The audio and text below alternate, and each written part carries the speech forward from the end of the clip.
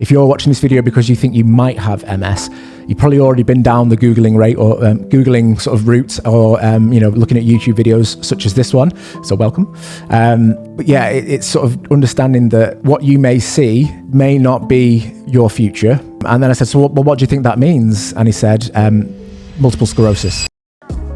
Hey MS gang, hope you're well. Welcome back to the channel. If you are new to the channel, my name's Liam, and in 2018 I was diagnosed with relapsing remitting MS. If you want to be part of our gang, it's dead straightforward. Just smash that subscribe button.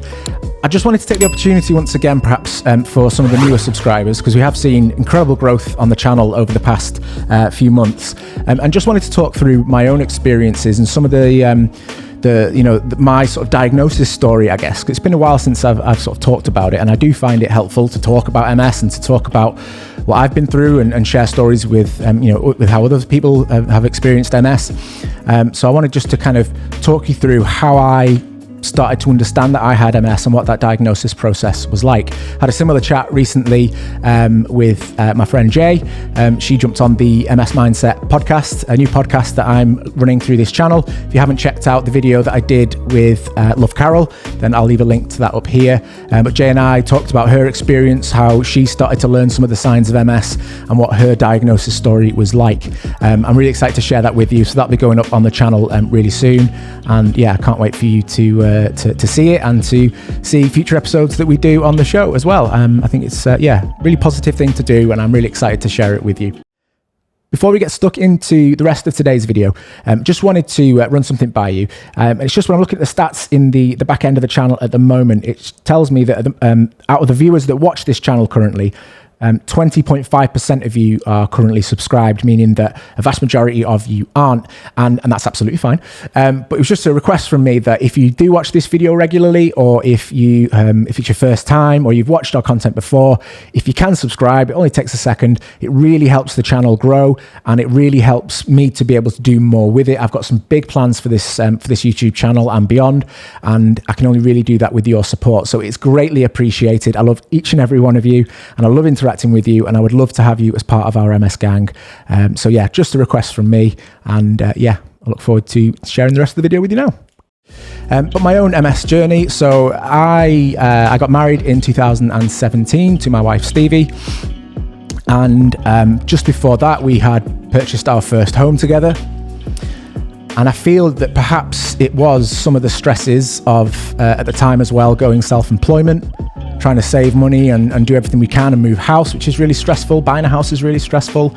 And then, me thinking, instead of having some quiet time now, I'd propose and we'd start planning a wedding. And these stresses on top of stresses, I feel that whether or not they caused the MS, they certainly exacerbated any symptoms that I was starting to feel, or any underlying symptoms that I had. I remember sort of leading up to the wedding that my left hand had started to go numb. And this is something that has continued, and I still have a numb hand to this day. It's not gone away. And I also noticed that when I was feeling stressed, whether it be stress from work, emotional stress, or even like temperature stress. So when I felt hot, if I went to the gym or if I played ice hockey, or if I took a hot bath, which is quite a key one actually, then I would notice that the vision in my left eye, that went really blurry, and I would find that also then affected my balance as well. I certainly felt quite wobbly. Now, the significance of the hot bath is that way back when we were first learning about multiple sclerosis, it was actually a test for MS. So we didn't necessarily have access to the technology that we do today, the tests that are quite typical, whether it be blood tests, or the detail perhaps that we can see from a blood test, MRI machine, lumbar puncture, some of the more advanced neurological tests that we do with neurologists. So people were recommended to have a hot bath, and if your vision got blurry, if you found that your balance was an issue, then that was a real key indicator that you had multiple sclerosis. So obviously I didn't know that at the time, but looking back now, then that was obviously quite a key indicator really for me. I did find as well that around that time period I was starting just to feel really tired. It would take me just such a huge effort to get out of bed. and you just really, it was more than just being comfy and wanting to stay in bed, but literally the effort that it took, the energy that I felt I needed just wasn't there. And I found that, I would be waking up tired, and not just because it'd been a late night or because maybe I'd had a drink and my sleep quality wasn't there, but I just didn't feel refreshed. I didn't feel like I had the energy that I would normally expect from a good night's sleep.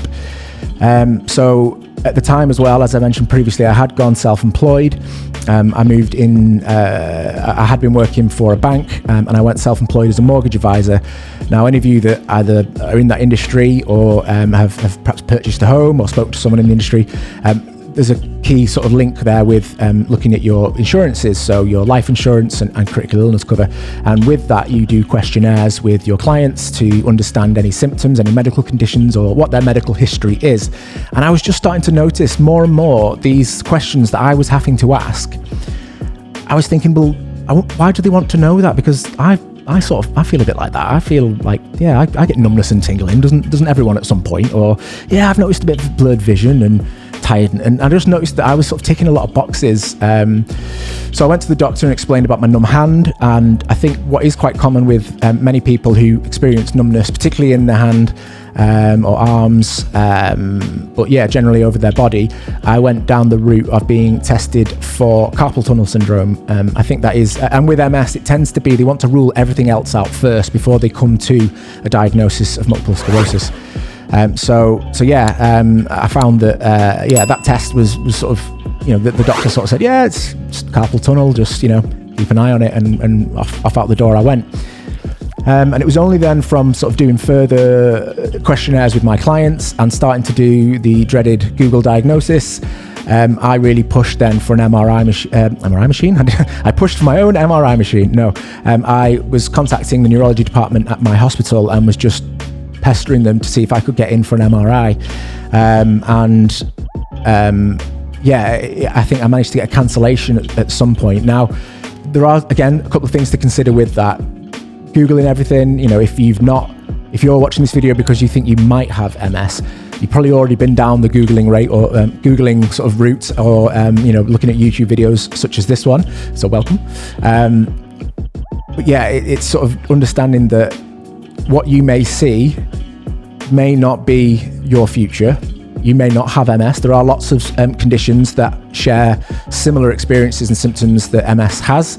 But also I found that, and I spoke to my friend Carol about this on the episode that I did with her, and her advice was sort of, when you kind of go down that route of looking at worst case scenario, looking at what MS can be like, that doesn't mean your life necessarily going to be like that.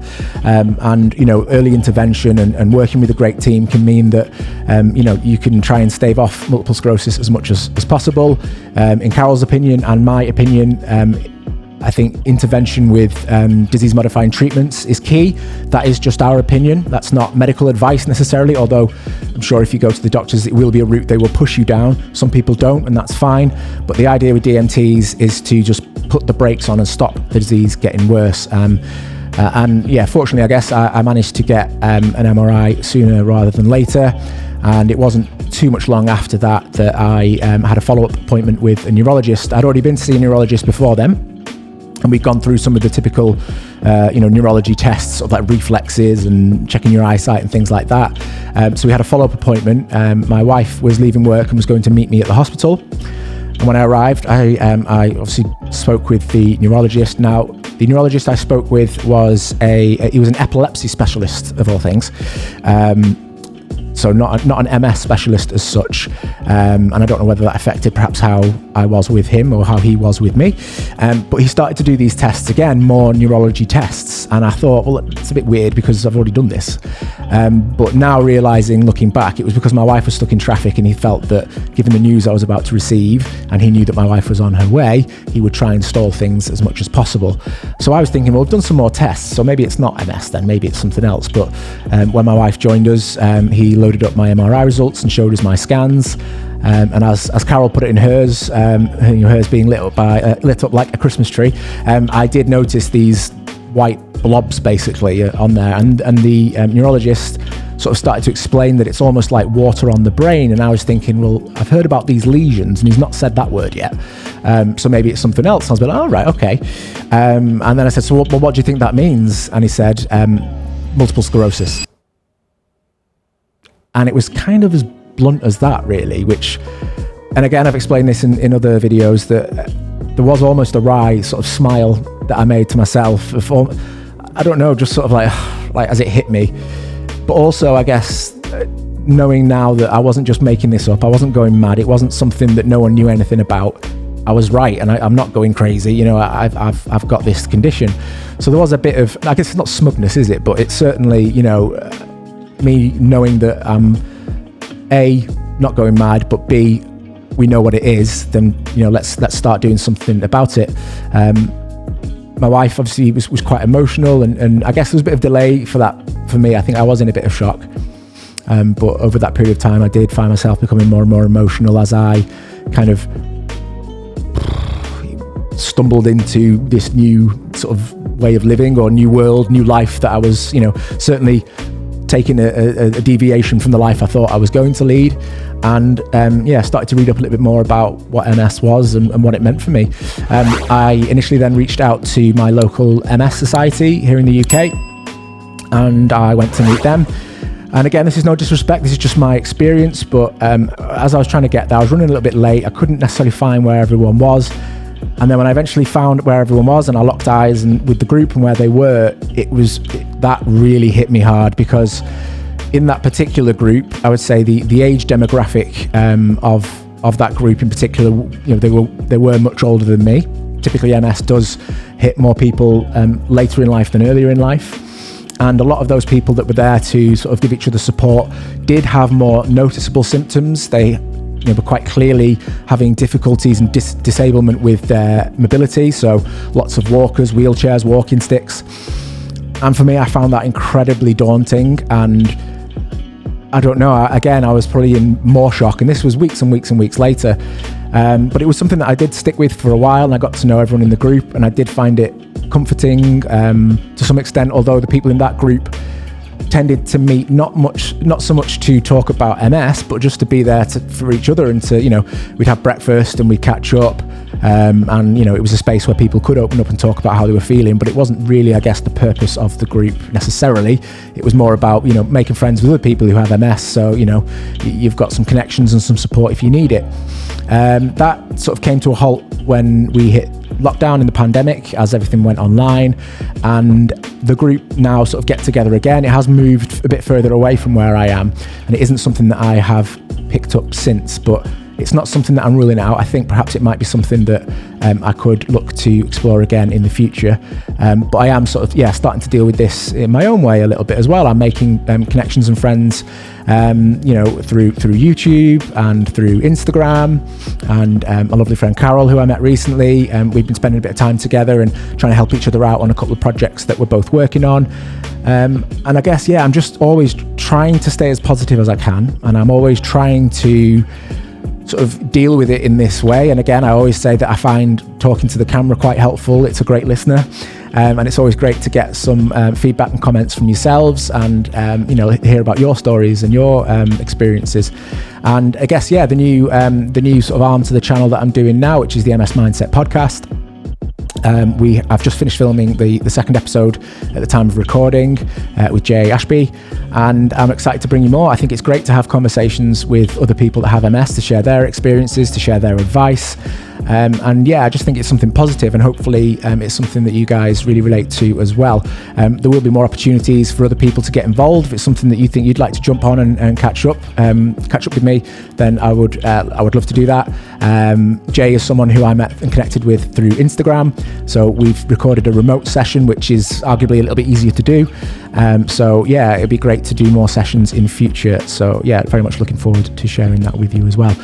You will notice, maybe a few eagle-eyed viewers will notice my t-shirt, the MS Mindset, again, sort of to push the podcast a little bit, but also it is a project sort of outside of the podcast. The podcast, I think, long-term is part of this channel. It's part of my way of dealing with my multiple sclerosis, but it will also be a way to sort of share with you some of the things that I'm doing with the wider sort of MS Mindset I don't know what the right word for it is. I guess a marketer would call it a brand, but brand doesn't feel right when it comes to MS. It's more of my identity really, and what I'm trying to achieve and what I'm trying to do. There will be a lot more that I'll be able to share with you as weeks and months go on. I'm really excited to do that, and yeah, I can't wait to get some feedback and see what you all think. And yeah, the podcast will be a great way to talk about that as well. So there's lots to come. If you are new to this channel, as I said, please subscribe and join us and join our MS gang. And if you have any questions about your own diagnosis, your own experience that you're currently going through, or if you have MS and you've been diagnosed, any questions or queries you've got, do drop them in the comments below. If you enjoyed the video, do hit the like button. It's really helpful and really appreciate it as well. And yeah, if you haven't subscribed already, then I would really, really appreciate that. But yeah, thanks for checking out today's video, and I look forward to seeing you in the next one.